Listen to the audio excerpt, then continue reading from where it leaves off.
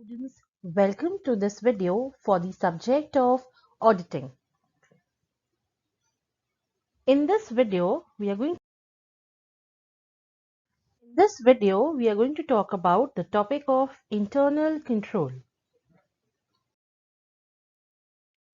Now, if we talk about the precise definitions about what exactly internal control is, so one of the definitions given by AICPA states that internal control comprises of the plan of organization and all the coordinate methods and measures that are adopted within a business in order to safeguard its asset, to check the accuracy and the reliability of its accounting data, in order to promote the operational efficiency and to encourage adherence to prescribed managerial policies.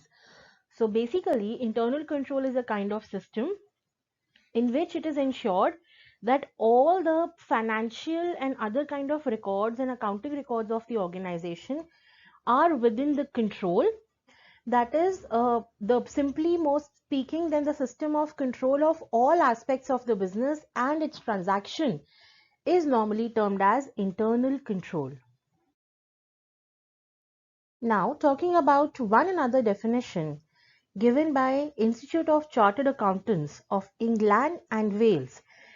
By them also it has been defined that internal control means not only the internal check or internal audit, but actually it is a complete system, a whole system of controlling the financial and otherwise, which is being established by the management.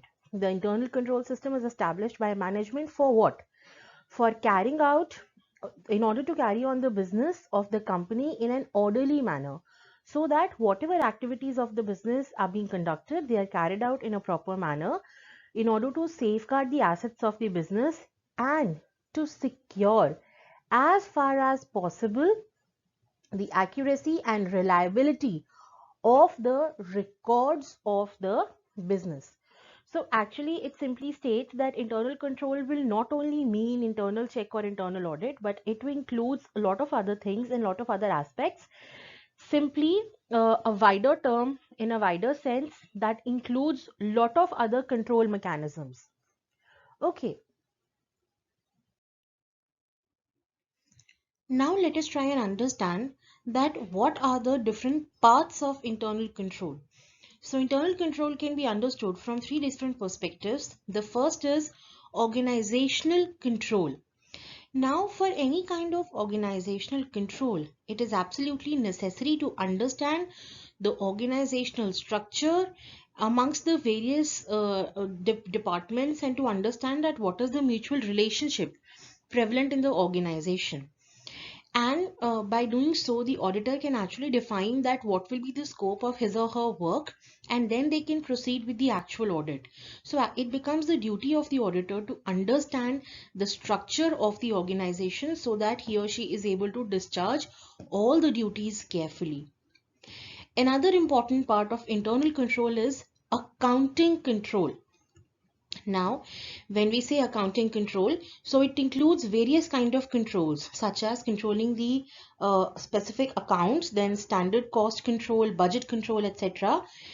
It is not actually very compulsory for the organization to go through all the kinds of controls in the organization. But when we talk about internal control, since we say internal control is a very broader term, so it includes organizational control, it includes accounting control as well, and it also includes administrative control. Administrative control is needed in order to maintain efficiency in the work that is being done in the office. So for example, there is any cost financial control or there is some other kind of control that will be a part of administrative control. Now, after talking about the parts of internal control, we also need to understand that what are the objectives of internal control. So one of the prime objectives of internal control is that it provides safety of the assets of the business, because it helps in comparing the actual assets which are along with those which have been shown in the books of accounts. Another objective is to ensuring the accuracy of the accounts and ensuring that the transactions are being recorded correctly.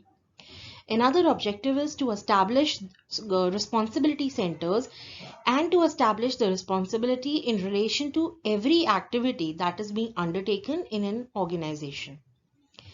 Another objective is to compare the standards set by the internal control. So whatever standards have been set under the internal control system, they are compared with the actual activities in order to identify that what is the place or what is the area in which there is a chance of some variance, and then further some steps are taken in order to correct any kind of that difference which has arisen here while comparing the standards with the actual activities. Another objective is to ensure compliance with policies of the management and to ensure that the transactions are being entered into in accordance with the methods that have been prescribed by the management. Another objective is that it helps in increasing the efficiency of work because by the method of internal control, the organization is also able to run the business more efficiently and more effectively. So thank you everyone for being so patient, and please stay tuned for more upcoming videos.